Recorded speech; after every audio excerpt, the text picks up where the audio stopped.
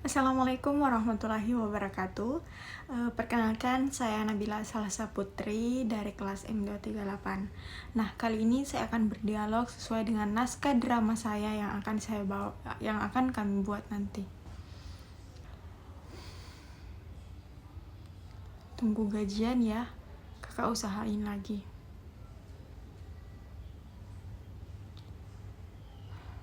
Dengan uang siapa? Kita semua butuh, tapi kondisi kita lagi nggak baik. Kerja atau klub lagi ya?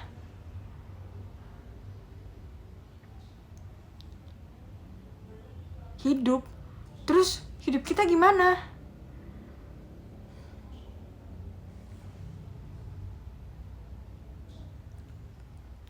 Aku kerja siang malam bayarin kebutuhan rumah, kuliah dia, dan sekarang masa depan dia. Ayah ada di mana? Nah, selanjutnya saya akan memaparkan kesimpulan materi di mata kuliah ini dari awal hingga akhir. Materi pertama yaitu hubungan 4 keterampilan berbahasa, di mana 4 keterampilan berbahasa itu terdiri dari menyimak, berbicara, membaca, serta menulis. Nah, yang dimana mereka itu saling berhubungan dan mendukung satu sama lain. Seperti menyimak dengan berbicara. Contohnya itu seseorang belajar berbicara dari apa yang ia dengar. Kemudian membaca dan menulis. Contohnya itu seperti seseorang menulis lebih baik jika mereka itu banyak membaca. Nah, keterampilan dibagi menjadi dua. Yang pertama itu reseptif dan yang kedua itu produktif. Di mana reseptif itu menyimak dan membaca, dan yang termasuk produktif itu berbicara dan menulis. Nah, pembelajaran bahasa idealnya itu mengintegrasikan keempat keterampilan ini secara seimbang. Materi yang kedua yaitu hakikat keterampilan berbicara. Jadi berbicara adalah kemampuan mengungkapkan pikiran, gagasan, dan perasaan secara lisan kepada orang lain. Ciri-cirinya yaitu menggunakan bahasa lisan secara jelas dan efektif, memperhatikan intonasi, lafal, dan ekspresi, serta bersifat interaktif atau ada lawan bicara. Selanjutnya tujuannya yaitu menyampaikan informasi, meyakinkan atau mempengaruhi, serta menghibur. Nah, materi yang ketiga yaitu hakikat keterampilan menyimak. Menyimak adalah proses mendengarkan secara aktif untuk memahami makna pesan yang disampaikan secara lisan.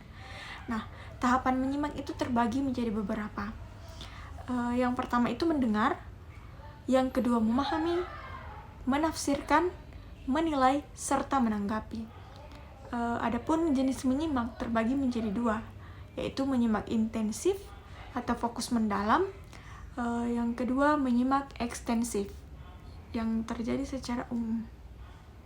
Materi selanjutnya yaitu keterampilan membaca literal dan pemahaman. Nah, membaca literal itu memahami informasi yang tertulis secara langsung seperti fakta, siapa, kapan, dan di mana. Sedangkan membaca pemahaman yaitu memahami isi teks secara menyeluruh. Aspek membaca pemahaman menentukan ide pokok, menemukan informasi penting, serta menarik kesimpulan. Nah, selanjutnya materi keterampilan membaca kritis dan kreatif.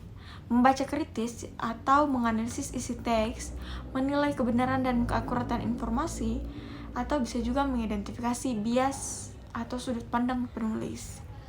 Nah, sedangkan membaca kreatif, di mana mengembangkan gagasan baru dari bacaan, mengimajinasikan kembali isi teks, serta mengaitkan dengan pengalaman pribadi. Materi selanjutnya yaitu keterampilan menulis fiksi atau puisi. Nah, menulis fiksi adalah kegiatan menuangkan ide berdasarkan imajinasi. Jenisnya itu ada 3, yaitu cerpen, novel, dan puisi. Adapun ciri-cirinya yaitu mengandung unsur intrinsik seperti tokoh, alur, latar, serta tema.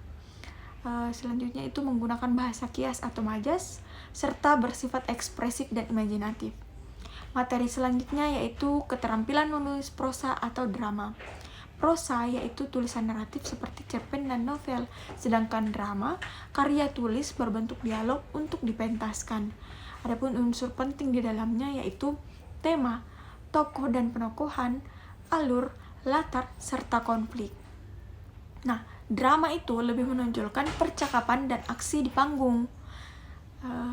Adapun materi yang selanjutnya lagi yaitu keterampilan menulis non-fiksi atau surat, karya, ilmiah, ataupun laporan. Menulis non-fiksi adalah menulis berdasarkan fakta dan data nyata. Ciri-cirinya itu objektif dan logis, menggunakan bahasa baku, serta sistematis. Maksudnya itu isinya tersusun seperti pendahuluan, isi, dan penutup. Nah, materi yang selanjutnya yaitu keterampilan sastra reseptif atau apreseptif. Nah, di mana merupakan kemampuan memahami, menikmati, dan menghargai karya sastra. Bentuk kegiatannya itu membaca cerpen, puisi, serta dongeng. Ada juga mendengarkan cerita, serta memberikan tanggapan terhadap karya. Nah, manfaatnya yaitu mengembangkan kepekaan rasa, menumbuhkan empati, meningkatkan apresiasi, serta meningkatkan apresiasi budaya. Materi yang terakhir yaitu ruang lingkup sastra anak.